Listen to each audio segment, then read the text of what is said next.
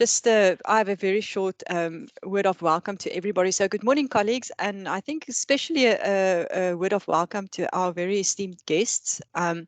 Welcome to this is the second South African Defence Budget webinar that is being co-hosted by the Centre for Military Studies, CMS, and the Security Institute for Governance and Leadership in Africa, or SIGLA.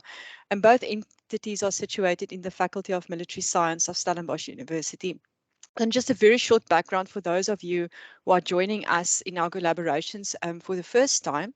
And CMS is a research entity who conducts research in aspects that relates to defense and security matters, and especially those aspects that hold a particular interest and importance for the Department of Defense. SIGLA, on the other hand, conducts research activities relating to matters of leadership and governance on the African continent. And both these lenses of defense and security on the one hand and leadership and governance on the other hand find excellent synergy in the defense budget discussion that we are going to have today.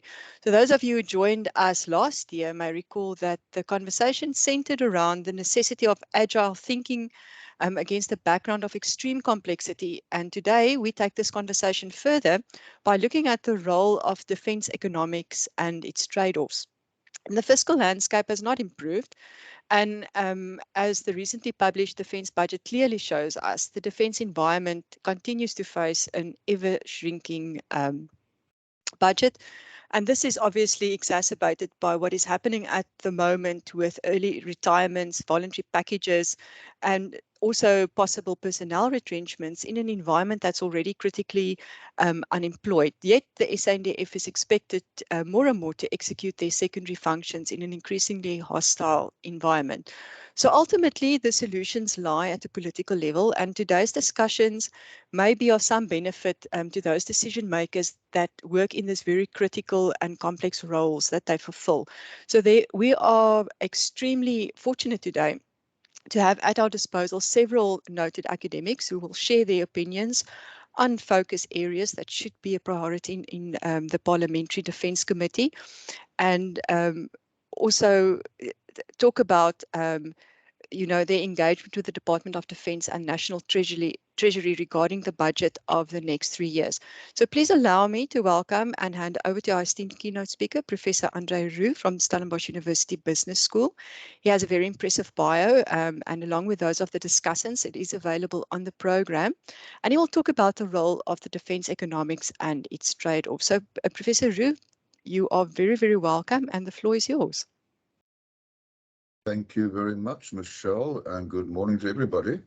For those perhaps in other parts of the world, good evening or good afternoon. Thank you for the invitation. I'm going to go to my share function, and hopefully it won't take too long to call up my presentation. Sometimes on Teams it does take a bit longer than one would hope. Meanwhile, it's very nice to see a number of names, familiar names from days gone by. I think in some cases I haven't seen some of you for decades, sounds awful, and perhaps even we could even say not even this millennium. Right, my presentation should be, you should be able to see it. Can I just confirm that, please? It's on, Andre. Is it visible? Is it big enough for you to see? If you can increase the size, it'll help, but we can see it. Is that better? That's the biggest that my screen provides. Okay, it's fine. All right. So I'm going to be talking at, I suppose, a very high level and not get into too much detail. I'll sort of revolve my discussion around the following 4 facts, or following 4 components, a very brief context, followed by a few thoughts on the so-called peace dividend, whether that is really a thing, and if it is a thing, is it a thing in South Africa? Then moving on to the fiscal and economic backdrop, and then a few final, I'm going to raise some questions really, some issues, some questions that perhaps need further discussion. So the context is very simple and straightforward, and it might be very elementary as well, so forgive me for that. But to have some kind of starting point, and you might say, well, this is unnecessary, it's economics 101. What is this going to do with the subject? Well, bear with me. Just a reminder that economics, when all is said and done, is the study of how we use our scarce resources to satisfy all our needs. Now, that's pretty obvious.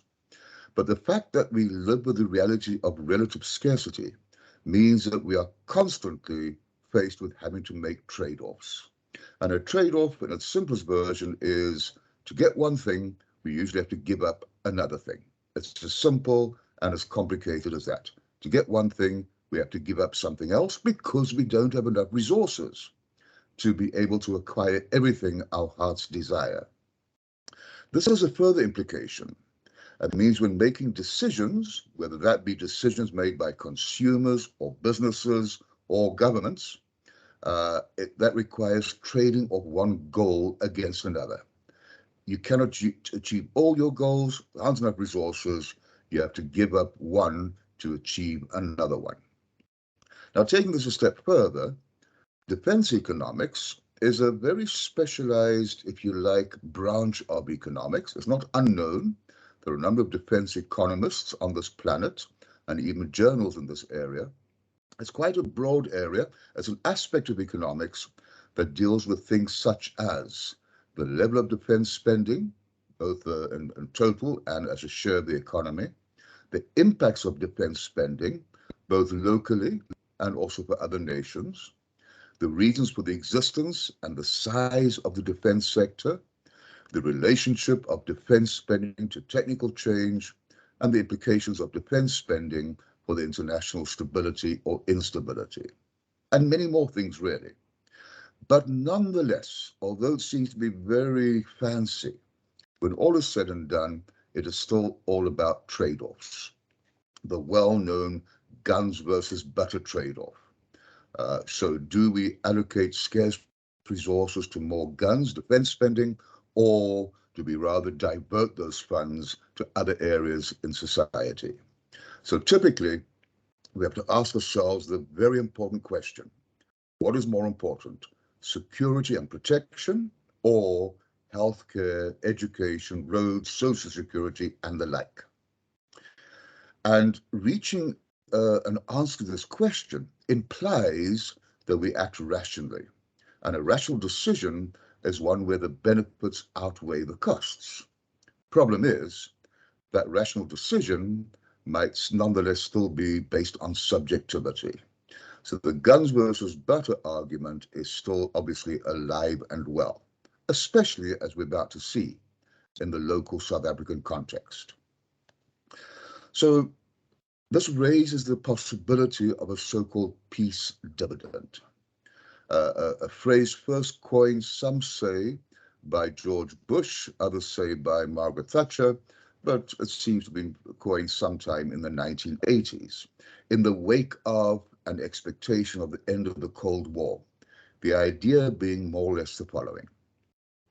So just bear with me just for a couple of seconds as I share with you a well-known argument against defense spending.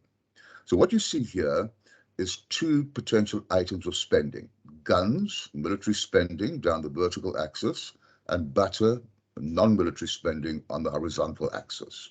And the red line indicates various combinations of the spending given the availability of resources. So what this means is if we are at point H, for instance, that implies a certain level of gun spending and a certain level of butter spending. Furthermore, if we decide that we want to raise our spending on guns from M to F, the implication is we'll have fewer resources to spend on butter. And of course, vice versa. If we decide to spend less on guns, then that presumably implies there are more resources available for butter.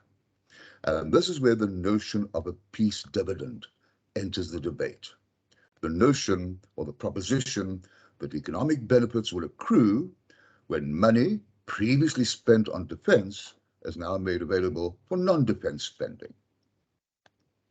But there are flaws in this argument. One of the flaws is that economic growth is multidimensional. Another flaw, and I'll talk about each one in a bit more detail, is that actually there's quite a lot of evidence that in some developing countries, defense spending actually contributes towards, helps, enhances economic growth and development. So by reducing defense spending, presumably that would imply you'll also be harming economic growth. The first one is very relevant. Well, they're both relevant. The first one I think is very relevant in the South African context. I did a few calculations to depict on this graph two well-known concepts: economic growth, that's the blue bar, and then the military burden or the defense burden, which is simply the share of defense spending in the gross domestic product. Now, if the peace dividend argument is valid, the implication would be that as the military burden falls, economic growth should benefit, and vice versa. If the military burden increases, then economic growth should suffer. But clearly, that relationship is a very tenuous one in South Africa. If we go back to 1994, for instance, or just before 1994, we see a sharp drop in the military burden. We all know about that. And at first, there was some evidence that economic growth rose, but in more recent times, the last 10 years or so, that military burden has continued to fall, and so too has economic growth. Now, the reasons for this are manifold, but basically what we are seeing here is that economic growth in this country is compromised by more than just an allocation of funds to defense. There are so many other factors that play a role, historically, and again now. In the last 10 years, economic growth in this country has been compromised by anything ranging from power cuts to excessively high budget deficits and government debt, a lack of savings, two major global recessions, and many others. To argue that the salvation for economic growth is to reduce defense spending is simply far too simplistic. And the second argument regarding the peace dividend, as I mentioned a bit earlier, is that it has been shown that sometimes defense spending in developing countries can be beneficial, in as much as it helps to absorb unutilized resources. So it could stimulate employment, it could stimulate consumption, it could stimulate investment. Very often there are direct technological effects and spin-offs from military research and development. It might contribute in some ways to developing social infrastructure and enhancing human capital. And then at an almost esoterical level, in as much as security is one of the co-creators of an effective market system, which in turn is required to attract foreign investment, well, if defense spending helps to enhance security, then presumably that could help indirectly to make the country a more attractive investment destination. But really, the peace dividend probably needs to be correctly interpreted. And we find there are three ways of almost interpreting this dividend. The first we can call the uninformed or the naive view, which simply says that the peace dividend is large and available straight away. So the moment defense spending drops, funds, resources are available immediately. The reality is that any decline in defense spending requires a fundamental reallocation of resources. It requires major adjustments. There's no overnight success. The simple view says that the peace dividend is a panacea, is a solution to a country's economic and social problems. In reality, as I pointed out already, it depends on the nature of that relationship between defense spending and economic performance. The informed view is that this so-called peace dividend, the drop in military spending, requires a major reallocation of resources. This costs money and it takes time. And these adjustment problems and the cost of disarmament are not small, they're not always localized, they cannot be ignored. So this brings us back to the question, can we talk about a peace dividend in South Africa? And to answer that question, we have to ask a few more questions, such as, what exactly is the relationship between defense spending and a wide range of other macroeconomic variables? And secondly, one has to consider all kinds of direct effects, but also indirect effects and feedbacks between defense spending and other economic variables. So typically, at the very minimum, we need to try to measure the direct impact. It could be positive, it could be negative. The indirect impact through savings, because in as much as defense spending increases government spending, it may then take away potential savings from investment. There's the effect on resource mobilization. Because government spending might fall in regards to social services, households will have to spend more and therefore save less. It could have a negative impact on the balance of payments if we import more military goods than we export. And then we need to try to establish to what extent decisions regarding military spending take into account the overall economic performance. These and many other links need to be explored and measured.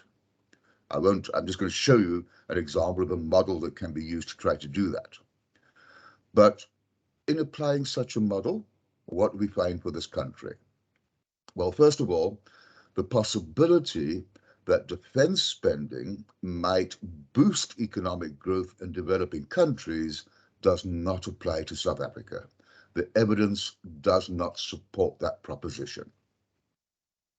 Secondly, the impact of defense spending on savings is generally neutral. It neither boosts nor compromises savings. And thirdly, historically, our trade balance has reacted negatively to defense spending. So, brings back to the question, have we enjoyed a peace dividend since 1994? Well, inasmuch as one might have hoped that by reallocating resources to non-defense purposes that should have benefited overall welfare in the long run, the question is, how have these freed up resources actually been redeployed? Let's make it even more practical. We all know, I'll show you figures in a few minutes' time, that defense spending has plummeted over the last 25 years. So what's been happening to those released resources? We're talking about government resources, tax revenue. Well, they've gone to various areas. I'm just going to want to highlight two for you. The one is, well, they're both in the same graph actually. If we have a look at the government's interest burden. Now, this is a topic in its own right. Our extremely high and rapidly rising levels of government debt requires paying lots of interest. So back in, let's say, the early 1980s, the amount spent by a government on interest payments and the amount spent on defense was more or less the same. Today, as you can possibly see, looking at the blue line, we are spending as a government 4 times as much on just paying interest on previously incurred debt than we are paying financing defense, a ratio of 4 to 1. So whatever resources have been freed up from defense, a lot of that has obviously gone to things such as paying interest on government debt. Similar picture for public order and safety, and probably many others. So in short, it appears as if any potentially released resources have not gone into growth creating efforts. Secondly, as pointed out earlier, our economic growth is not really determined by defense spending, whether it be high or low, but rather all kinds of other macroeconomic variables. And thirdly, that peace dividend is in any case rather limited, although for the defense force, it's a major cut in spending. The amounts each year are certainly not enough to help us achieve spending equality across a wide range of social areas, from housing to unemployment and the like. So in the grander scheme of things, the released resources are rather limited. Now, let's expand this conversation by looking at the fiscal and economic backdrop. And many of these things, again, you know, but just bear with me. So I thought, let's start off by asking, we had a budget speech recently. I'm talking about the national budget speech. What is a good budget? And the answer, of course, depends on who's answering the question. So if, for instance, you are the international investment community, then a good budget would be one where government debt falls, where the lights stay on, where state-owned enterprises are addressed, where policy consistency is declared, etc., etc. If you are a small business, you'd be hoping that a budget speech will slash red tape, provide extra tax breaks, and relax labor legislation. If you are a middle income consumer, you'll be hoping for lower income tax rates, no more load shedding. If you are unemployed, you'll be hoping for job creation, no more retrenchments, higher minimum wages. If you are poor and destitute, you'll be hoping the government will allocate more money to social grants, for instance, lowering the VAT rate, spending more on healthcare, housing, education. If you're a defense force, you're hoping for a substantial increase in real terms of the amount allocated to execute your constitutional mandate. The point is, you cannot be all things to all people. Just to quote Abraham Lincoln, you can please some of the people all the time, all the people some of the time. You cannot please all the people all the time. Not. Why can't the budget speech meet everybody's hopes and aspirations? Well, simply because the level of government spending is determined by two major issues: how much tax government can collect and how much it borrows. We zoom in on tax revenue. That in turn is influenced by things such as the global economic climate, the local economic climate, and of course, the efficiency that SARS has in collecting taxes. Now, we all know that the global economic climate has been a hostile one for the last 14, 15 years. In the last 14 years, you and I and everybody else on this planet has lived through two of the worst recessions ever recorded in the history of planet Earth. The one goes back to 2008, 2009, and of course the one more recently, the COVID-induced epidemic. This has hurt virtually every single country's economy. In terms of where we are right now globally, the jury is still out. Last year we saw what seemed to be a very rapid recovery, but that could be short-lived. In fact, this morning I was watching an interview with, I think, the chief economist of the IMF, pointing out they've already, since January, downgraded their global economic growth forecast quite considerably, partly because of rapidly rising inflation rates. For the first time in more than a decade, in countries such as America, Europe, Britain, inflation rates are rising rapidly. And this is prompting increases in interest rates for the first time in many a long day. And to add insult to injury, of course, the Russian-Ukraine conflict is adding to these inflationary pressures. Same's happening here, with interest rates having been raised 3 times already since late last year, with more to come. And all of this coming at a time when economies are struggling to escape the ravages of the COVID-19 epidemic. The timing could not have been worse, especially, well, not especially, but certainly for South Africa as well, because even before COVID, we had entered a mild recession. Obviously, COVID exacerbated that, and the forecasts for the next few years in terms of economic growth are very modest, to say the least. And if anything, they might be slightly optimistic, with inflation and therefore interest rates rising quite quickly, with load shedding becoming almost a standard expectation, almost the default. These growth rates might turn out to be optimistic. And all of this means that the tax base is not growing. In fact, in real terms, it's probably shrinking. So the government's ability to extract more tax from the economy based on economic growth is virtually non-existent. There are signs that SARS is getting its act together and becoming more efficient in at least collecting the tax it should be collecting. In terms of borrowing, always an option, but not one that we can contemplate right now. Because of past indiscretions, government debt in this country has reached unacceptably high levels. I won't go into all the detail there, except to say that 16 years ago, our government debt was at a very admirable 26% of GDP, as now 70% and growing. But what's particularly worrying is that a lot of the newly incurred debt is being used to finance things such as civil servant salaries, social grants, and interest on previously incurred debt.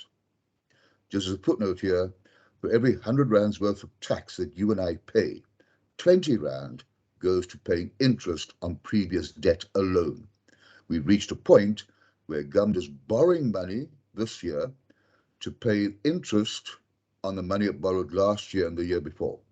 And next year, it'll borrow more money to pay the interest on the money it borrowed this year. And so this goes on. The point is that this increase in government debt has been incurred for all the wrong reasons. It has not been incurred to finance what we call fixed investment. So how does government spend its money? Well, we all know these figures. You know these figures. I've highlighted there defense. Let's zoom in on that for a couple of minutes. First of all, and again, you probably know this as well, but I found it interesting to go back a bit. If we look at defense spending here compared to our own history, then we can look at two numbers. The one is the red line, that is defense spending. I've stripped out the effect of inflation to give us the real amount. Clearly, that has more than halved since the late 1980s.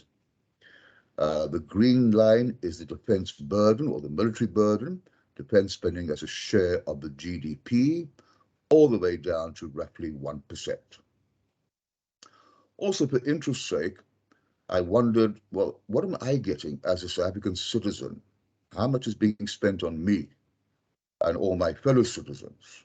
Again, in real terms, where I found that back in the late 80s, early 90s, close to 2,300 rand was spent per capita, per citizen.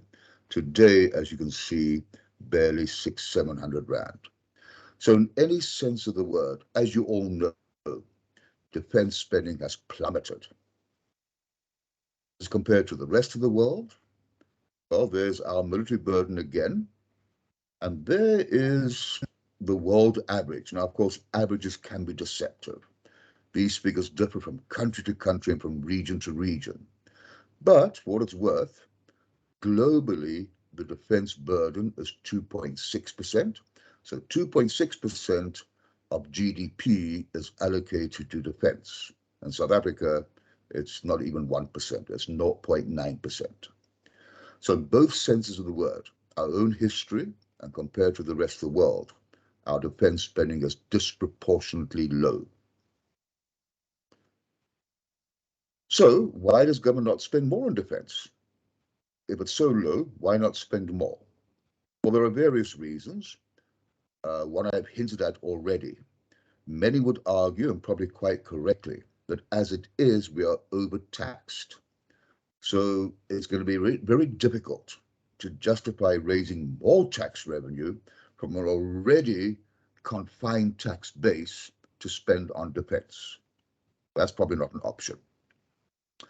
A second option might be to borrow more money, but as I pointed out already, it's already problematic, and we simply cannot afford, as a government, or even as a nation, to borrow even more. So that's not an option either. The third option would then be, well, spend less on something else. Spend more on defense and less on something else. Well, the question then is, what is that something else? Less on health, education, social grants, less on roads, less on policing, less on public servants, less on electricity. Who's going to make that choice? So going back to where I started with this budget, where I said that different people see it in different ways, if we have a look at this year's budget, for instance, then for the investment community, if this was a report card, possibly a B. It's fairly investor friendly. For small businesses, a C minus. The suggestions made that red tape will be slashed, but the proof is in the pudding. For the middle class, maybe a C plus, at least there were no income tax increases. And the rand exchange rate has been remarkably stable for the last few weeks. For the unemployed, at best an F. For the poor, probably an E, if we're lucky. And then for the Defence Force, I'm going to stick my neck out and say a really significant failure. If the idea was, or the hope was, to get more funds. So I want to leave you with a few, let's call it strategic questions or issues. And if I might come across as being controversial, well, so be it. I think that's part of the reason for a conversation of this nature. So first of all, what do political decision makers really value? And what will they do to protect what they really value?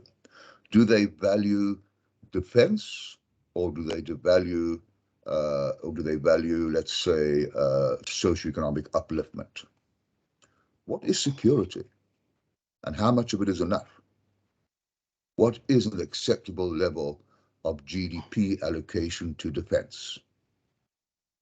What are our other imperatives? How are they funded? Our budget is disproportionately low, as I pointed out, compared to other countries in the world and compared to our own history. We have to point out that increasingly sophisticated military technology requires careful, long-range financial planning. My question is, I don't know the answer, do we have long-range financial planning? And by long-range, I mean not 3 years, not 5 years, but 10 years and even 20 years. Is our defense force legitimate? Does it enjoy credibility? What about governance issues? Because without legitimacy, without credibility, it's difficult to garner the support of ordinary citizens and taxpayers. Maybe we have to go back to basics. A defense force, especially with such limited resources, cannot be all things to all people. Is the defense force overstaffed or inappropriately staffed? And then, to what extent is the National Defense Force gearing up for the fourth industrial revolution and the skills required in that fourth industrial revolution? And what are these skills? Well, here are some of them. Analytical thinking, active learning, complex problem solving, critical thinking, creativity, leadership, technology use and design, resilience, reasoning. And then what are the talents required? I find this one fascinating. It shows us the talents required in the four industrial revolutions of which we are currently aware, ranging from the bottom right, physical labor, basic engineering, then the second revolution, business acumen, the third revolution, deep expertise, disciplinary thinking, STEM, science, technology, engineering, and maths. And now, very interestingly, for this revolution, the really important talents, learning agility, being able to learn new things quickly and regularly, adaptability, adjusting to new circumstances almost overnight, empathy, and transdisciplinary research and thinking.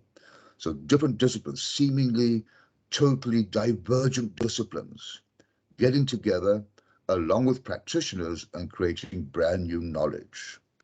Is our Defense Force, National Defense Force, geared up for this way of thinking? I leave you two quotes by one of my favorite economists, an American economist, Thomas Sowell. He passed away a year or so ago. And again, please don't take this personally. It's just to add a bit of spice to everything.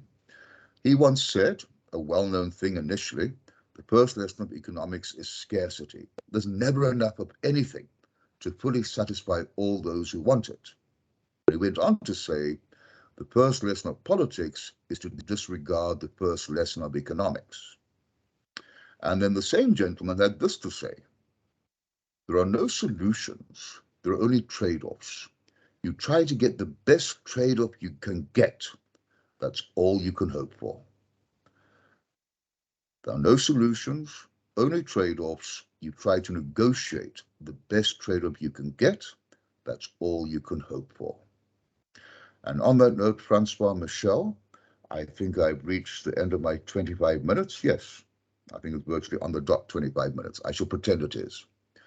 And say thank you very much. And I will stop sharing if I can see how to do that. Yeah, there it is. Stop presenting. There we are. Thank you. Thanks, Professor Roo. Wow, that was really, really insightful. And I must say it's one of the few economics discussions that I actually followed. So thank you so much for that one. Extremely interesting. I see we have already started generating some questions. Dr. Kanyile will take them a little bit later, but I just want to maybe ask colleagues as well, if you have any questions, please start populating it in the chat so that we can address those questions when we get to that time. So now we will have our first discussant, Professor Ngwari from Nelson Mandela University. Thank you so much for your time, sir. The floor is yours. Thanks so much, Program Director and Professor Roo, for the insightful delivery this morning. Just request colleagues, if you don't mind, that putting my camera on. I do have a slight problem with network this side, so I'm trying to save some of the bandwidth. Very, very insightful talk, Prof. Honestly, pure economics, in military defense economics. What I can gather from this talk today is that we are indeed faced with a basic problem of economics, which is scarcity. And with scarcity, we need to make choices. And we believe as economists that we are economic agents, and economic agents are rational, meaning that we make choices that will yield to us maximum benefit from the limited resources. So given what we see in South Africa, as much as the results, when you look at the economic growth and military spending, one asks a question, I think Professor Roo actually raised this thing, about does military spending lead to economic growth? Is there any causality or correlations whatsoever? As much as we have inconclusive results when it comes to this, I want to say this, that that we, at the moment, South Africa, even though see our president advancing towards attracting investment locally and abroad. And one of the determinants of this investment, because we haven't got sufficient savings in South Africa. I mean, there's no saving cultures, therefore we have insufficient investment. We depend on foreign investment. Now, the determinants of that foreign investment in order to grow our economy is the interest rate differential. Guy would look at the interest rate yield in his own country, and of course, interest rate that we get in South Africa. And of course, the other thing is they're going to look at expected appreciation of the currency. Will our rand strengthen in the future, or will it be weakened? But a very important variable that explains this investment to come to South Africa is what we call risk premium. And that risk premium then talks to issues of peace, violence, and health issues and so forth in the domestic economy. So meaning that if you spend your money towards military, in one way or the other, you then talking to towards a contribution towards the growth of the economy, and of course to raise the income. What is scary though, what Prof. Roo mentioned, was the fact that, and most honest, wasn't fully aware of that you borrow to be able to pay your borrowed money of the previous year or the previous period. That is scary. It means that our debt to GDP ratio will keep on rising because we haven't got sufficient enough resources to to satisfy all the needs in South Africa. We are on the brink of sharing poverty. This cake that we're sharing is being reduced year on year, and we almost going to have nothing left for us to share. So we have to look at the ways in which we can grow the economy. So in this, we want to call for inward-looking policies. That's number one, before we look outward. And these inward-looking policies must be focused on how do we then grow our economy so that we can have enough to give to military, to give to health, to give to education. Now, with this slow growth, we don't do enough to ensure that we experience this growth because we are sitting now with load shedding. We have climate change on us, and all these other problems that we are facing. We have high rising costs in terms of wages. We have a rigid labor market, and all these structural problems that continue to make us not to really have a breakthrough in terms of economic growth. And that is sad, though, but it's a matter that we need to address seriously in South Africa because we cannot afford a situation where our European partners, including the US and the Prof, has shown that there's ratios here, how much we spend, far less compared to other countries. China, who is our partner in BRICS, spends almost an estimated $252 billion on military spending. Russia included, their military spending has been increasing year on year, while in South Africa we see this reduction.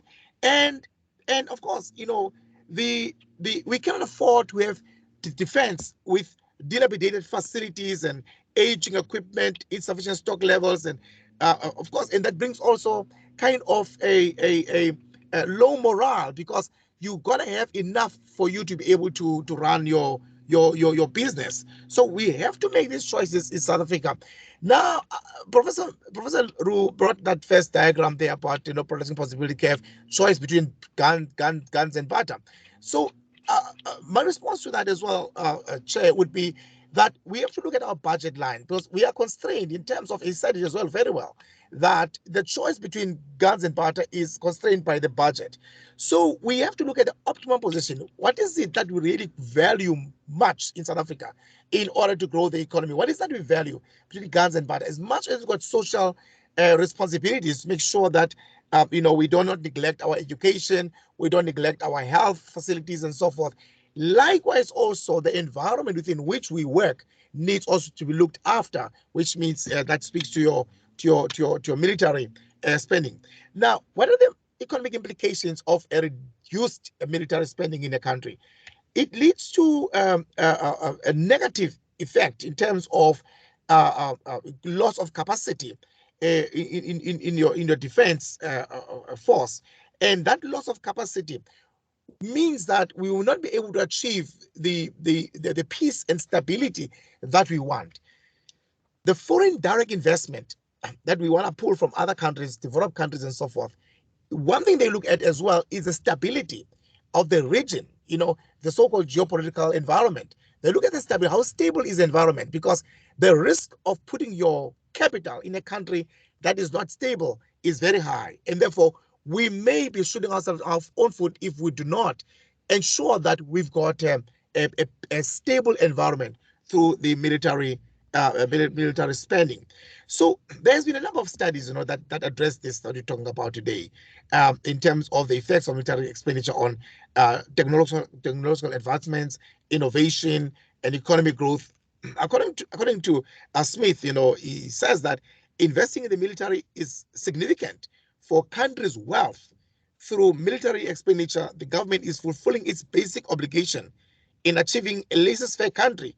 Military expenditure is therefore a significant component in achieving the national wealth and economic growth, according to these writers here. So these expectations, there's a common expectation that defense industry is beneficial to the economy. It is said that military expenditure is considered an economic burden at times because we have these choices, and the government feels that, well, this is an economic burden, this military spending, and therefore let's diversify the funds. This notion is based on the premise that military expenditure is a short-run opportunity cost of the other social development that may directly assist in economic growth and the well-being of society. research has revealed that the incentive for military expenditure is a historical need for innovation and wealth, which can be a financial strain on countries that import these arms, especially developing countries with scarce resources, where military expenditure acts as an economic burden on the government. This means reduced funds for social investments and other expenditures if you diversify these funds just on military expenditure. So the choices are hard. We have to make these hard choices, and our choices are based on our priorities. What is our priority? Our priority at the moment is growing the economy. Having a shortfall in terms of our savings and therefore no investment, we need to attract the foreign investment, and that will only take place if you've got a very safe and environment. So it is important to realize this expenditure in overcoming, issues of crisis, overcoming issues of humanitarian crisis, issues of the, we have had COVID-19, we had now KwaZulu-Natal floods, which has destroyed infrastructure. So if we reduce then this expenditure and we do not make our priorities and try to find an optimal position where we spend, we will always have a low growth in South Africa, and we're going to find frustrations and resentment within the armed forces, and of course, you'll find that you won't be able to have a productive military force because of the squeezing of that budget. We must ask ourselves a question as to why these other countries, including Russia, who is our partner in BRICS, are annually increasing their budget. However, what I want to say is that yes, all budgeting has a political cloud in it, and these trade-offs sometimes are compromised because of a political agenda. It's argued that political consideration carry heavy weight in defense than any other sector, to the extent that this is true. It's provided that the political system is open, but it should be possible to contest on the basis of which the decisions are made. So if there's a political cloud and a political agenda which is not in line with the general public and the nation and their needs of the country, then obviously we're not going to be able to achieve the growth that we want to get. So that's it, Chair. Thanks very much. On the hand over back to you. Thank you, Professor, for enriching this already very interesting discussion. I'm now going to hand over to the second discussion, Professor Joansi van Wyk from UNISAF. Professor, welcome, and the floor is yours. Thank you very much, Professor Nell and Francois, for your organization of this very important event. Also to Professor Roux for his very insightful presentation, and of course, Professor Mgwadi for his comments. Colleagues, in preparation for this seminar, I took a drive to Thaba Tshwane, which is about 10-15 kilometers from my house. And the state of that military environment, which consists of not only one military key point, a national key point, but of a number of national key points, has been shocking. And for me, that has been one of the illustrations of where the South African National Defence Force is finding itself. It is messy, it is broken down, it has nothing of the discipline that one would expect of a military headquarter environment of any other state that one would have expected. So having said that, most of us are familiar with the state of the South African Defence Force. We are familiar, as Professor Roux has outlined ourselves, of the challenges to the art of budget, and then specifically to the art of defence budget. Now, let us consider a few of the points that Professor Roux has made. You referred to the context of budgets and defence budgets by referring to the trade-off that needs to be made. What are the allocations that need to be made? How is it going to be collected, distributed, and how is it going to be redistributed? And what is important, what is of value to politicians, to cabinet ministers, to a ruling party? But I want to take a step back and remind us that we should take our cue from Chapter 11 of the Constitution that outlines provisions on security services, including the South African National Defence Force. Now, what we have seen is, in my view, a situation in South Africa, and here I'm speaking as a trained political scientist and not an economist, as Professor Roux would be, is that, first of all, democratic oversight has failed the South African population in terms of the defence budget. Money has bled into known and unknown sources and resources. We have a heavy hangover from the so-called arms deal. No responsibility has been awarded, or nobody sits in jail. No monies have been collected of all of that. So what was supposed to have been the big savior and the big remaking of the South African National Defence Force has been a dismal failure. And here, as an ordinary citizen, I have failed, but also the institutions of democratic oversight. And here I would like to include the Chapter 9 institutions.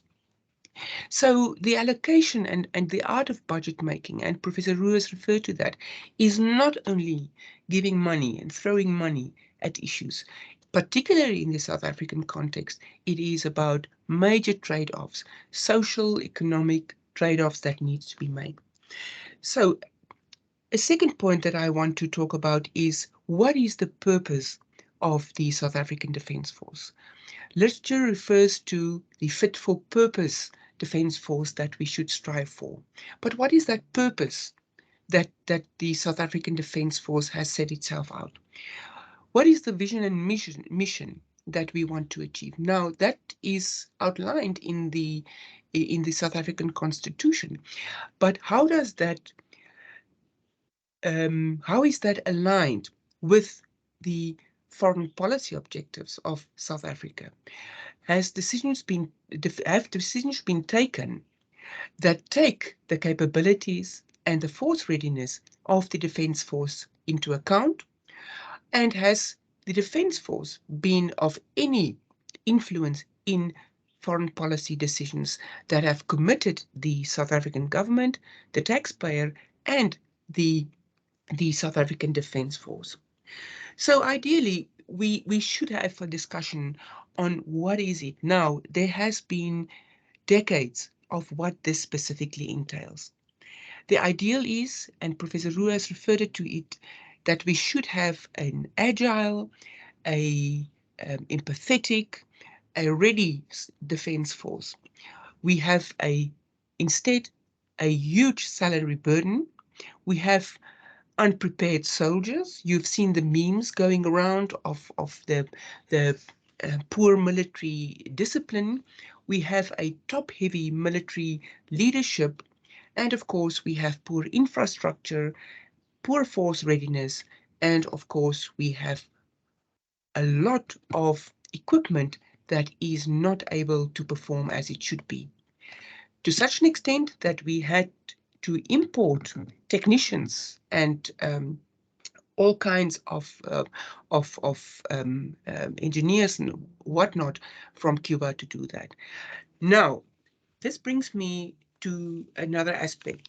We have seen, and Professor Roux has referred to that, is this choice between assegais and pap, the guns versus butter debate. And in South Africa, we need to take a very serious look about that. And of course, Professor Roux has alluded to that. Does the peace dividend contribute in any way to South Africa? And I would say that we should perhaps move away from the concept of a peace dividend.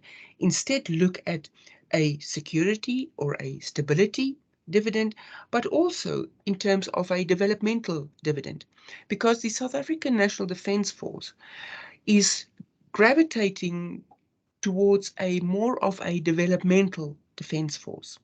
The inclusion of the name military veterans was a very clever political trick from President Jacob Zuma to allay the fears and in a way empower, but also to some extent emasculate those that have been unhappy having served in the liberation struggle, and now want obviously to have a livelihood that they could not make before.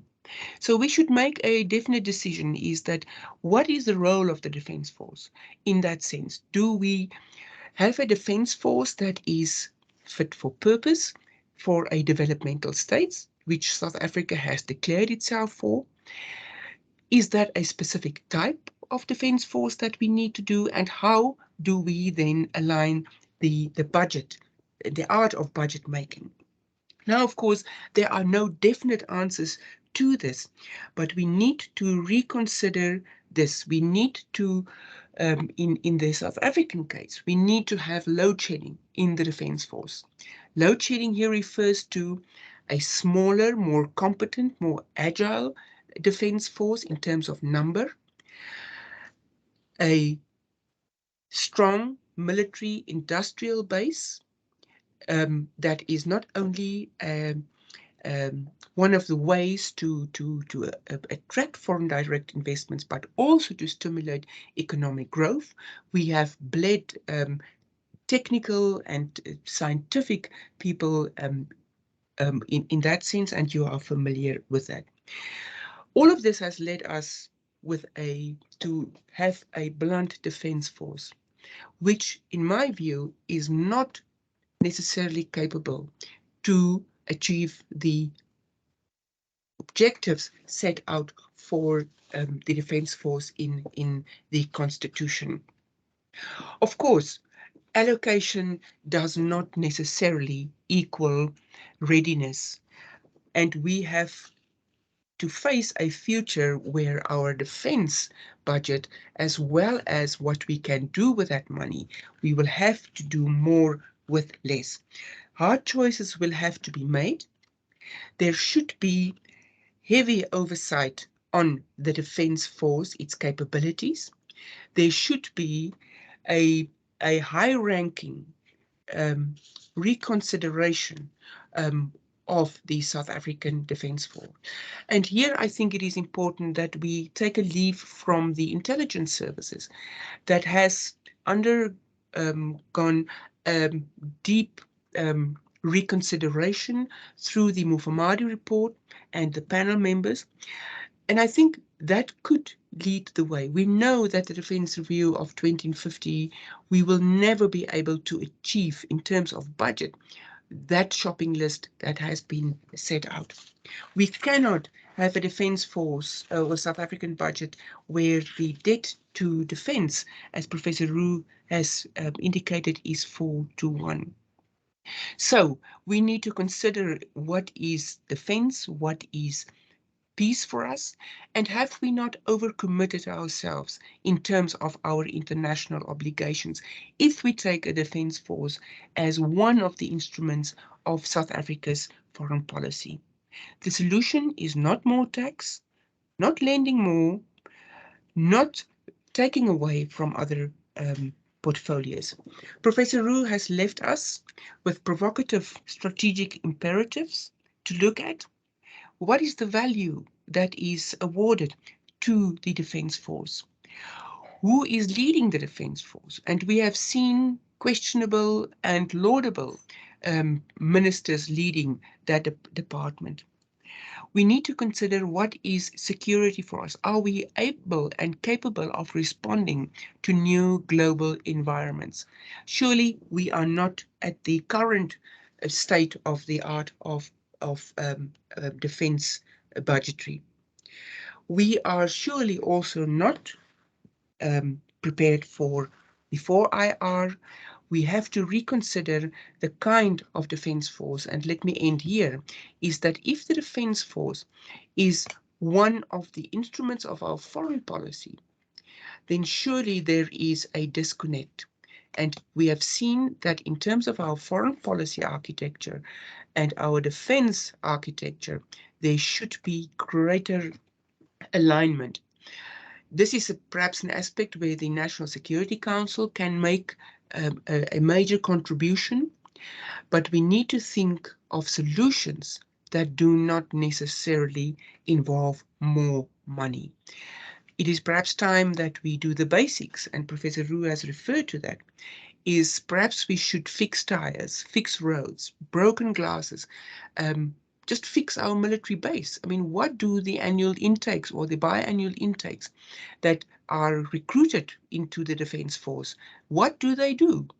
They could surely start off with shovels and at least be inducted into the art of military discipline. Finally, and Professor Roux has alluded to that, is that the South African Defence Force, and that is not his words, that is my interpretation, is that we have a defence force that suffer from some sort of public relations failure. There used to be a period where there was a lot of whamming, winning hearts and minds of the South African population, where there was an awareness of what the Defence Force is doing. We know during the national state of disaster and more recently, there has been internal deployments for not only for assisting the police, but also in terms of enforcing the disaster declarations. But we need to have a defence force that is visible, that gives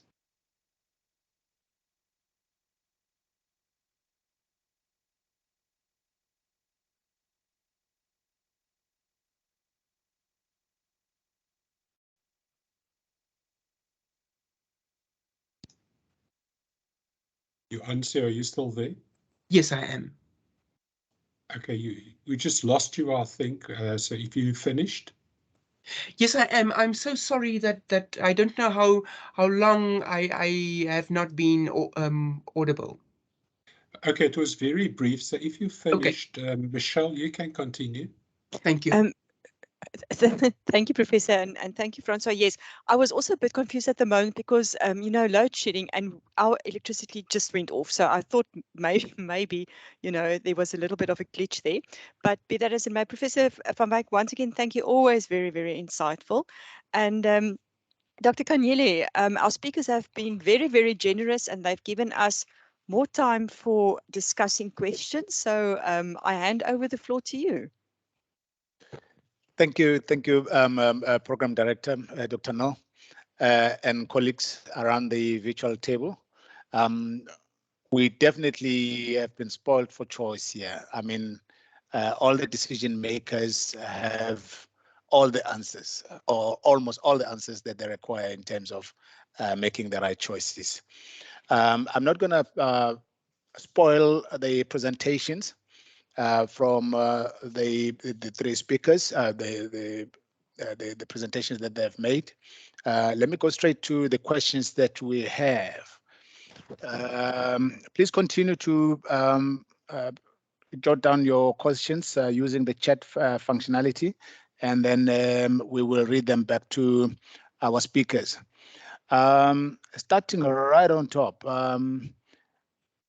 this one comes from Mafole. The question is, how has the pursuit of defense affordability contributed to what is referred to as the SANDF's critical state of decline? That's the first question. The pursuit of defense affordability, how it has contributed to the state of decline that we have. The second part of the question is, how unauthorized and irregular and fruitless and wasteful expenditure contribute to defense's critical state of decline. So there's an issue around defense affordability, and then the unauthorized, irregular, fruitless and wasteful expenditure. How both of those contribute towards the state of decline. The last part of the question is, how is the fourth industrial revolution shaping defense planning and budgeting? Okay, I'm going to try and allocate these questions, but speakers, you are at liberty to comment on each one of them, on any of them. The first one on defense affordability. Are we not pursuing too much of it such that we're now compromising our state of readiness? Professor Roux. The second part, the issue of regular and irregular fruitless and expenditure. If I can give that to you, Prof. Nwadi, and then the last one, your views on 4IR as it relates to defense planning and budgeting. If I can give that to Prof. Van Wyk in that order, please. Thank you. All right. I think if I understand correctly, the first question was to what extent does the quest for defense affordability contribute towards a state of decline? I presume state of decline in the armed forces or the country as a whole? Correct. Yeah, in the armed forces. Yeah, well, I think in some ways the point was also made by Professor Van Wyk. I'll use the word she used or almost started using. Simply throwing money at a problem does not make the problem go away. Now, I'm not anymore, have not been for many years, part of the family, as it were, but one does get the impression that, and this links to the second question as well, the fruitless expenditure, that the resources, the financial resources, are but one part of what determines the success of any government adventure, whether it be education, health, etc. So I would argue that it's a more nuanced situation, that certainly fewer resources must be playing a role, but I would also ask the question as to whether or not we are using even those limited resources. And I think Professor Van Wyk answered that question very eloquently in her discussion a few minutes ago. And I suppose the answer is no, we are not using to the best of our ability. You know, going back to Economics 101, there's a trade-off, let's use the word again, between efficiency and equity. Now, efficiency means getting the most you can from those limited resources. Equity means some sense of fairness. I fear that we are not using or not pursuing the efficiency requirements sufficiently. We're not getting a good value for every buck spent on defense. And the same goes for many other adventures or ventures in our economy. We'll be talking about defense today. That would be my general answer, as I say, without having any inside knowledge of the state of decline. Thank you.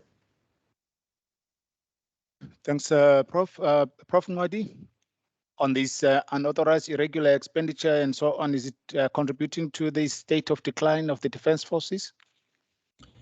Without any doubt, you know, talking about the fruitless and wasteful expenditure, which is always reported in our audit outcomes, it's said, you know, that's a leakage. In fact, it means that the little budget that we have is not used efficiently. It's to the extent that these leakages are causing that we don't have sufficient to allocate to other pressing needs of the country. And it's driven by nothing else but corruption and so on. I mean, fruitless expenditure and all these consultants that government is using. I mean, you employ skills in government, you employ all these people, but then again, you go out there and look for consultants to do the work for you, and you find some of the work that is brought back to be reported is not up to standard. So you throw that work away, and then that's a fruitless expenditure, and that money cannot come back. And there hasn't been tough stance taken against the wrong doers, and it comes to these things. So definitely, those fruitless and the wasteful expenditures, they do reduce the already pressed budget, and therefore there's not sufficient therefore to give to these other pressing needs of the economy. Thanks, Prof. With 4IR, Prof. Van Wyk, Yes. how are we shaping up? Thank you. It's good to see you again, Moses. Right. If we are thinking of a 4IR, we should go back to basics. We know that the literacy rates in some sectors of the South African National Defence Force is not up to scratch. Now, here I mean structural illiteracy that is rife. We see that elsewhere in the police service as well, where basic communication and writing skills are not adequate. So we cannot speak of a 4IR budget and planning process if we do not get that right. So what I'm saying is that those that we do get into the military should not only be allowed to come in without basic skills. And that goes back to, of course, the national education system. Right, but let's talk about the 4IR. If we cannot keep a rooi valk in the air, how are we going to shape up to the 4IR? And in some cases, there are already talk about a 5 and a 6th IR, where smart technology, custom-built technology, is already driving defense forces. I mean, the International Institute for Security Studies had a conference last year where they had brain surgeons and neurologists and psychologists speaking on one panel to look at the mindset and the role of artificial intelligence in defense planning and budgeting, and to respond to risk and risk assessment and defense assessment. So how does it affect planning? Of course, there are new theaters of war that are emerging, that have emerged, new senses of insecurity that have emerged. And of course, South Africa, since the Defence Review at least, we have not been able to shape up. And of course, as you know, the white paper on peacekeeping 1997. I mean, this is almost 30 years, 25 plus years that we have not made a solid commitment, at least in policy terms. Now, of course, 4IR, if we think of any form of technology, that determines the force structure or restructuring. It, in terms of planning, it affects preparedness, agility, and of course also doctrine. So hence my question earlier is what is the purpose of our defense force? What do we regard as defense? How does that, how is it aligned to our foreign policy? And once we have that, and our doctrine, obviously we want to have money to implement that. So budgeting, of course, is then one of the mechanisms to achieve that. So we know that the 4IR is a costly investment. To maintain that is of course, to acquire that is another element. But here we have to be also mindful of the important role of military intelligence. If we look, for example, at cybersecurity, the physical maintenance of military infrastructure, all of that has sunk down to the level of mediocrity. As I said, going to Tabatswane is a wake-up call. It shows how unprepared we are. And before my mic went off earlier, I said there are certain basics that do not require budgets and fundings and the art of budget making. And for me, that is discipline. A disciplined military force and defense force will be able to shape up to planning and budgeting. So we are in a high-tech military environment, defense environment globally, but of course, typically of a type of country of South Africa, we are also a low-tech defense force. And are we ready for that? My answer remains no. We are not ready for the fourth industrial revolution. It is flying over our heads, which surely affects planning and budgeting. Thank you. Moses, can I perhaps just add something here? Yes, please step in. It's just struck me, and I'm trying to find an allegory between another department, and just bear with me, education. Now, we all know about the dire state of our education system. But it's very interesting that research has shown, and I want to try to convert this into the Defence Force, research has shown in education that good education outcomes, and this applies all over the world, are a function of three major things. There are other things as well, but the three major ones are, number one, having good, well-qualified teachers. So let's convert that to the Defence Force, having good, well-qualified instructors, but also soldiers. The second one is having good school management at all levels, from governing bodies all the way up to ministers. So convert that into defense, having good managers of defense forces, whether that be colonels, captains, sergeants, admirals, generals, and defense force ministers. And the third one in education is having parental involvement. Convert that to defense force, I would argue that is having the buy-in of ordinary citizens, of having the buy-in whereby citizens are proud of the defense force, of the National Defense Force, and are able to see visibly what the National Defense Force does for the country, whether it be directly or indirectly. And again, I want to relate all of this to the story of simply throwing money at the problem doesn't make the problem go away. It's part about how the money is managed and spent or not spent, but then also non-financial inputs, such as I say, good instructors, good soldiers, good management, or good, yes, let's call it management, and then having the buy-in, the loyalty almost of your citizenry. Thanks. Thanks a lot, Prof. The next question comes from Kevin Jameson. He says, one role of the Defense Force is to increase the resilience of society.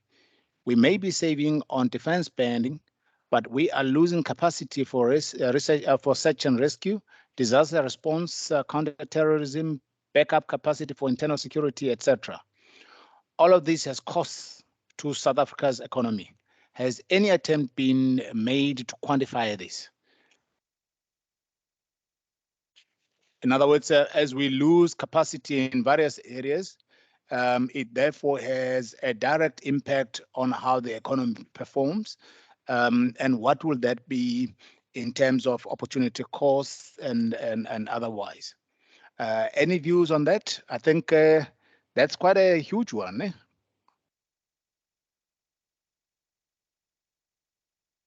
Because I mean, essentially that will be talking to the cost of crime, the cost of porous borders.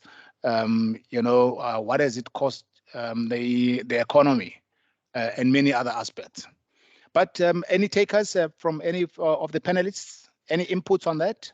Moses, if I can come in, surely I am not an economist, but I mean, to quantify that is surely one can do that. Loss of, for example, marine resources because we cannot patrol the high seas and our exclusive economic zone. The fact that we have a border management agency, so-called xenophobic attacks within South Africa, but we don't want to be seen as a country with hard borders. Compared to the idea of an open and African environment for migration, etc. So all of this cost obviously compounds, not only intergenerationally, but also in terms of international developments, the cost of production and manufacturing, the cost of investment in training soldiers to be able to use that equipment. So all of that becomes years that we lose. The fact that we have our state-owned arms manufacturing company, Denel, in such a state is an utter shame. How could we lose the kind of technical expertise where we could, and I think, Moses, you previously indicated to our defense environment, business environment. I listened to one of the seminars that you presented, where all is good on paper, but the Denel has been poorly managed, and South Africans, and this is one of the points I made earlier, is that we have failed in the democratic oversight of the Defence Force and the state-owned entity of Denel. Thanks, Prof. Any other takers? Can I phone you maybe after please mute your mic, whoever is okay, broadcasting. Yeah. All right, Moses, please proceed. Moses, if I may add, in terms of the cost, yes, I'm sure it is measurable. I've not seen any recent calculations, but of course, what would be more difficult to measure would be the indirect costs, the implicit costs of the lack of that kind of expertise, as Professor Baker has referred to. Just another point in that regard, I think it brings us back to possibly an elephant in the room, and that is what should the functions of the SANDF be? Are we not trying to be all things to all people with, as I say, a shrinking budget? Now, I'm sure that's not to the purpose of this seminar or even of the budgeting committee to determine. It's a much bigger question, but are we doing the right things? Are we involved in the right kind of activities? Then just a quick comment regarding the reference to Brunel and arms manufacturing. The arms production capacity of a country depends on at least two things. One is the industrial base of the country, and then secondly, the quality and the appropriateness of human capital. In both cases, we are underperforming, which actually means that our arms production is, in a certain sense, we're already punching above our weight. So we need to be careful about that one as well. Thank you. Thanks, Prof. There is a comment from Professor Anthony van Niekerk. He admits he's not an economist. Well, we didn't know that, sir. Now we know. He says a poorly trained or equipped or managed security sector is a threat to national security. And then he cites the case study of the failed insurrection of last year, where 300 people died, and 50 billion rands worth of the country's investment, of country's share value, kind of was wiped out. And cites a book by Sandy Africa, the Sandy Africa report, which talks to the reputational damage that the country has suffered. Now, his question is, can we afford not to invest in the security sector by upgrading in order to defend and promote our national interests? So that is the core question. Can we afford not to invest in the security sector in order to defend and promote our national security? What is your view on this matter, Prof. Nwadi, in terms of investment in national security with a view to promoting our national interests? Prof. Nwadi? Yes, thanks, sir. Certainly, lack of investments for national security has economic costs. As much as we don't have any quantified information here to tell you exactly how much economic and welfare loss as a result of lack of investment towards on security, it does have a bearing on the economy. As I've said earlier on, that to say that even for you to attract investors, they want to feel safe that our money goes behind the borders that are safe, and that there will be no sudden coup taking place and overthrow the government and so forth and change policies overnight. So if we're serious about investment, and more particularly foreign investment, even domestic investment, they need to iron out and reduce all the risks, because investors are risk averse. So we need to make them feel that the comfort to say that's a safe venue. Another thing as well is that your tourism gets affected, because if you want to create jobs, the labor intensive sector is your tourism. So if you do not have investment going towards your national safety, you even compromise that as well, and that also then affects your currency, because now you don't attract tourists, your currency remains weak against rising prices of oil. And if at the end of the day, the whole thing works together towards what? Towards us increasing poverty. So they are interlinkages among the sectors. So I think national security is priority one, that you work within a safe environment. Even you personally, as individuals, in our own homes, we make sure that we are in a safe environment before we do anything else. That applies in the country as well, you know. So we cannot overemphasize the investment towards the national security. Thanks, Chair. Thanks, Prof. Sorry, Moses. Please pipe in. No problem. Sorry, I should stop doing this. But it's, you know, it's the old cliche. If someone is diagnosed as having, let's say, high blood pressure, and is prescribed a certain pill to combat that, it would be silly to take only half a pill. If you're diagnosed with something, take the full medicine. Now, likewise, if we agree, whoever we may be, that the country needs a national defense force, then surely we want one that works. It's pointless having a half-baked kind of defense force that kind of struggles along. You want one that works. So if you agree with we want one, then if we don't have one that works, we might as well not have one. Might as well get rid of that kind of thinking. If we want one, it's got to be one that works, and whatever it needs to make it work needs to be considered, whether it be financial resources or any other kind of inputs must be thrown at this entity. Thanks. Definitely. You have to do the right thing if you really want the right outcome. Also comments here, Admiral Matsane says, you don't stop your insurance just because you have not claimed for the past 10 years. So you have to continue, regardless of your previous claims or setbacks or whatever. Prof. Esther Reise says, security development and governance is an integrated reality that cannot be ignored. If you fail in any one of these elements in this triangle, you are due to end up in trouble. And it further says that defense force should be the primary vehicle for development.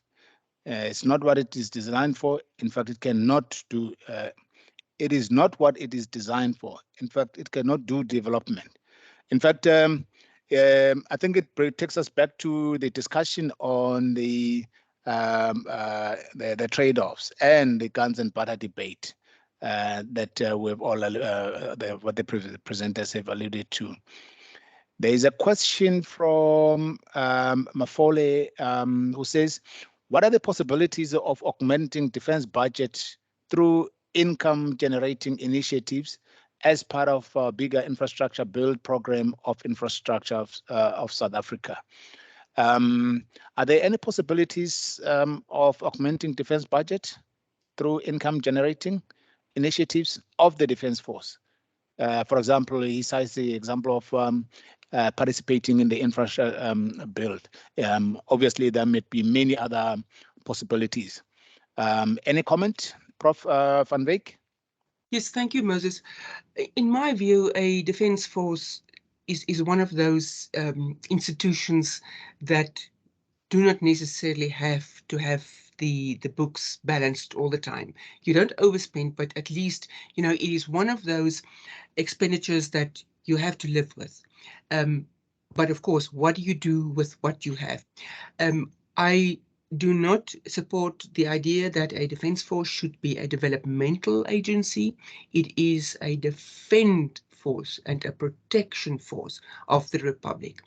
And as I said earlier, if we cannot keep a Rooivalk in the air or fix broken windows at Tabatswani, we can forget to be involved in large infrastructure development, etc. Of course, the military has capability in terms of logistics to be able to do that. It may be useful to do that, but I think on a smaller scale, that will not necessarily augment the income. It will perhaps contribute to force readiness, discipline, etc. But now we must be mindful that we should wake up to the reality, and this is where the portfolio committee and the ministers and the top brass should realize we have to have a smaller, leaner defense force. We have to fix the basics. Change flat tires of a SAML is a start. And then also, we have to downgrade our aspirations. We cannot, and this is what Professor Roux referred to, is we cannot be all things to all people. A defense force is there to defend the interests of the Republic. And our involvement in international peacekeeping missions, what does that bring home to us? Is our involvement in UN peacekeeping missions in the DRC, that is an intractable conflict, does it really bring us the expertise that we are required? What is the feedback loop from those that have serviced in those missions? And I support the fact that we are involved in those missions because it keeps at least one end of the blade sharp in terms of experience. But we need to have a serious reconsideration of the alignment between our defense objectives and purpose and our foreign policy objectives. Thank you.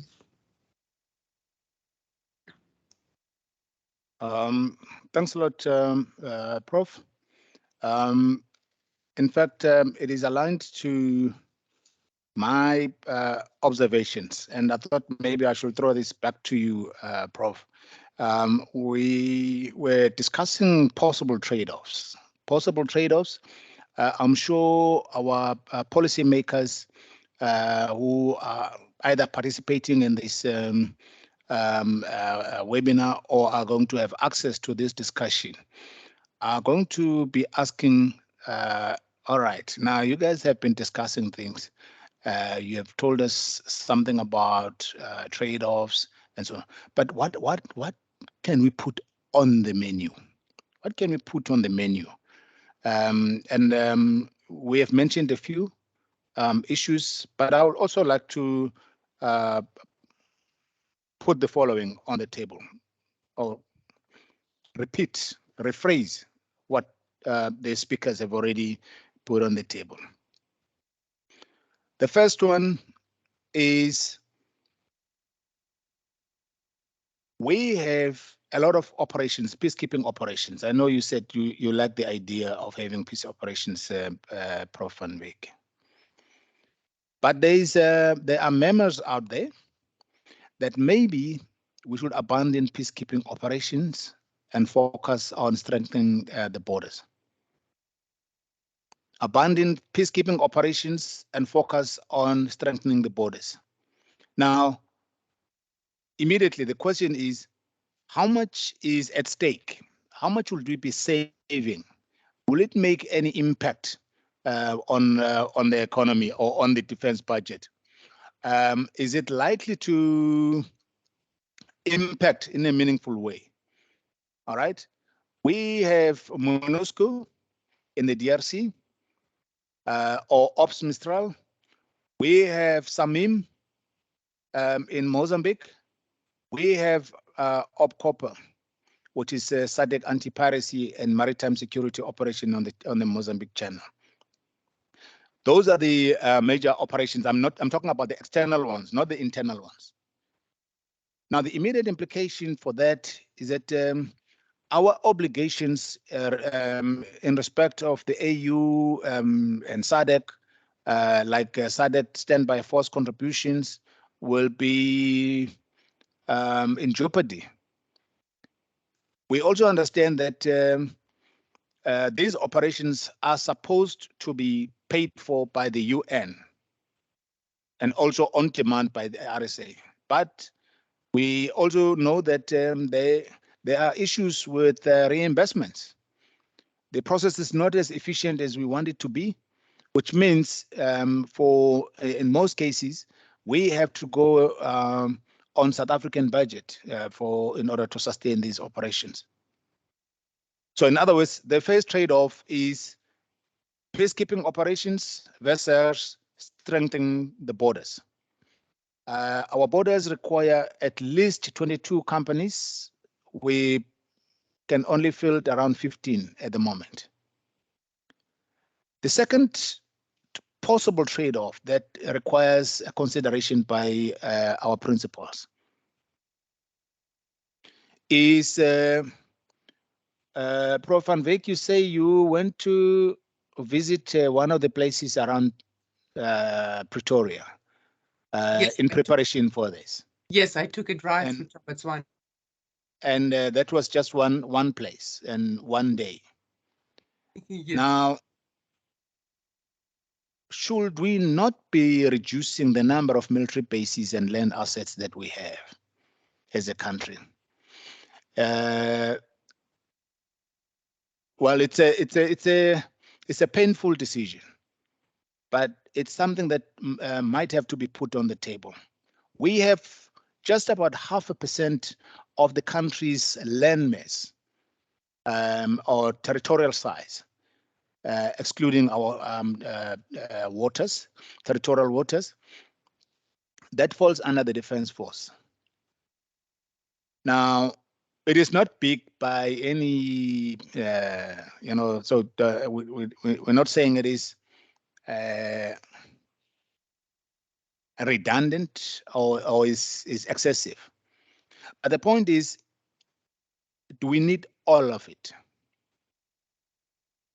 If we need all of it, do we need all of it now? Or it is something that we might need in future, which means while we don't need it, we can extract some value out of it. So that becomes another issue for consideration, because some of these land assets are being vandalized. There's a lot of encroachment or possible encroachment from the communities near the military bases. The third trade-off for consideration is we know that we are battling with the compensation of employees. So the question is, do we have more people than we need, or we're just paying way too much? Do we have more people than we need or can afford? Or it's just that we are paying a lot more than we can afford? Now, we're all aware that in 2021, there was an allocation of 31 billion, which was then slashed by close to 2 billion in the same year. And we had to have an unauthorized, we had to spend more than what was allowed in the same year by the same amount. So that makes National Treasury very uncomfortable, because if it is irregular expenditure, then there are issues there. So for me, it becomes the third issue of whether or not we have more people, the 72,000 people that we have. Is it that we need to slash down a little bit, or we are paying more, which means we have to do something there? The ratio of career soldiers versus part-time soldiers becomes another area of interest. Can we stretch the rent by employing people that we need on demand basis, rather than having career soldiers all the time? Or we reduce career soldiers and let them hang around much longer. In other words, we increase their retirement age in order to ensure that there is continuity of leadership, but rely on our part-time soldiers in order to augment our capacity. That becomes another issue, because we have already reduced our the mandates for our part-time forces by a significant number, and by the look of things, this is going to get worse over time. And we must commend what the department has done in terms of dealing with the of introducing a credible exit mechanism for those soldiers that want to exit the department, because this matter has been on the table for a number of years without any action, simply because there was no money to do that. Now that Treasury has come to the party, it seems like things are happening. So there is hope in that. So I just thought, let me put these 4 issues on the table as part of the package of the trade-offs, as we have been schooled today, in terms of if you want something, you might just have to forego something else in order to acquire what you actually want so desperately. We know that South Africa made a decision a while back that it needs a defense force many years ago. In fact, it even went into acquiring some big assets, very expensive assets on land, in the air, and at sea, as an expression of confidence in the defense and the defense force. So my view is that whether or not the country needs a defense force is no longer a question. But the issue of our defense ambition and the defense effect remains a core question that requires answering from our principals. Our analysts have already indicated a whole bunch of issues that our principals and policymakers have to pay attention to. You can't be, how did Prof. Ru put it? You don't want all people. You can't be everything to everybody. Exactly. So we basically urging our policymakers to really commit to something rather than to almost commit. Because here we're talking about lives that are at stake. If I think Prof. Anthony van Niekerk indicated, if these people are poorly trained, are poorly equipped, there will be lives lost, as it happened last year. In that particular case, it was the beneficiaries of the security or the citizens who died en masse. But take that and put it in the DRC, in CAR, in Mozambique, anywhere else, it means it will be our soldiers who will be coming back in body bags. We need properly trained, properly equipped soldiers. But having said all of those things, I think we have exhausted a lot of questions, Program Director. I would like to hand back to you and thank our presenters for answering the questions that have been posed to them. Thanks, Program Director. Thank you, Dr. Kanyile, for very capably taking us through the questions, and some of them were quite difficult as well, I think, to answer, and also to the speakers, thank you for answering them. I would like to hand over now to Professor Frey, who will provide us with a summary. Thanks, Prof.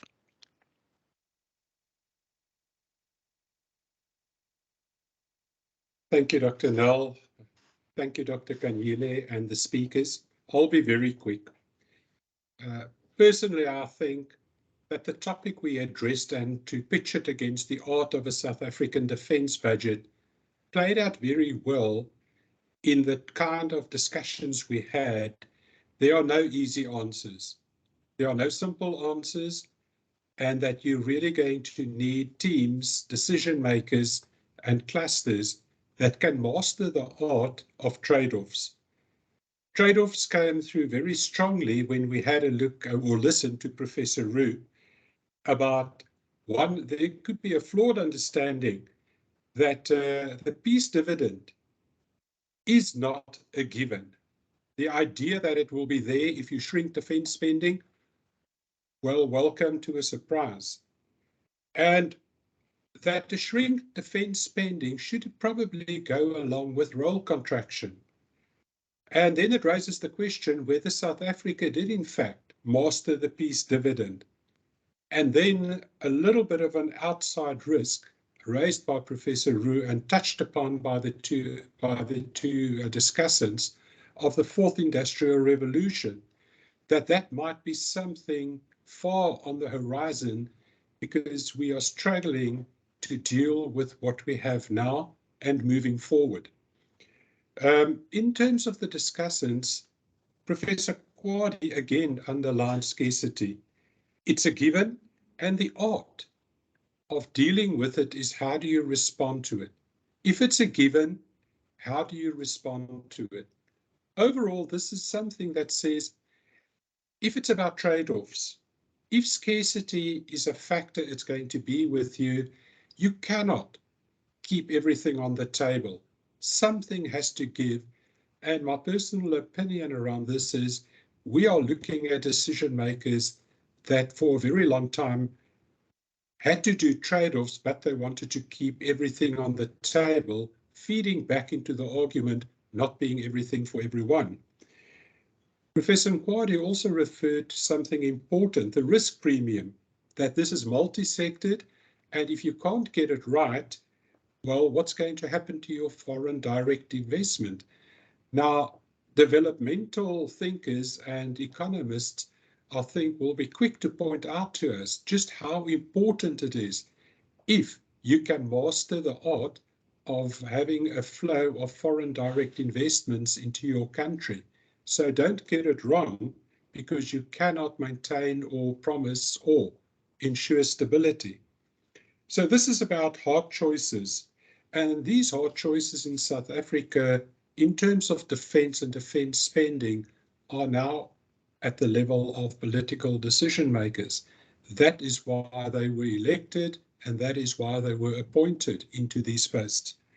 And then the last one that Professor Nkwadi referred to, that is a red light, but perhaps not always in the mind of everybody. Resentment in the armed forces if you force your military to become a second-hand military, because you can't get the trade-offs right. Then moving towards Professor van Wyk, she reminded us of the constitutional obligations, particularly in Chapter 11, and that the art of getting it right through the trade-offs, it has many flaws. And we are seeing the outcome of those flaws of not managing or mastering that art. So the foreign policy alignment is a question that's been ongoing, and we will have a terrific or a terrible debate on whether we're getting this right or wrong. But she also pointed out to us the developmental nexus of the military. Inherently, where the military does make a contribution to society in many ways, beyond that of being a war-fighting element within the toolkit of government. I particularly like that we should also start looking at defense load shedding. And lastly, the point that she made, and this is something that we should also keep in the back of our minds. First, the PR of defense in this country. Well, we don't have an open debate on defense in South Africa. And secondly, to what extent does the Defence Force, even given its difficulties and given the risks it has to face, to what extent does the South African Defence Force also tell South African society good stories? Because they must be good stories. In the absence of that, we have to listen to those that promote the other side, what is not right in the Defence Force. So collectively, the defense debate in South Africa, taking it to society about the budget in particular, is an important facet of getting the art of a South African defense debate right. If we look at the trade-offs, scarcity, and the risks inherent, then we see that the art of a defense debate in South Africa is something that must be addressed at various levels. And that remains a question. Can we get it right? Do we have the skilled people to do this? Or is there an underlying problem that says we don't accept responsibility or the risk of getting the art of a South African defense budget wrong? Thank you, Dr. Nell. Thanks, Francois. We are actually a little bit ahead of time, so we can release everybody a little bit earlier. From our side, from SIGLA's side, and from CMS's side, I just want to thank the speakers today for sharing your knowledge, your expertise with us, really creating this wonderful platform for a very, very excellent discussion. It's really, really appreciated. And I think everybody learned something today. If I looked at the questions and the comments coming through, it was really worthwhile.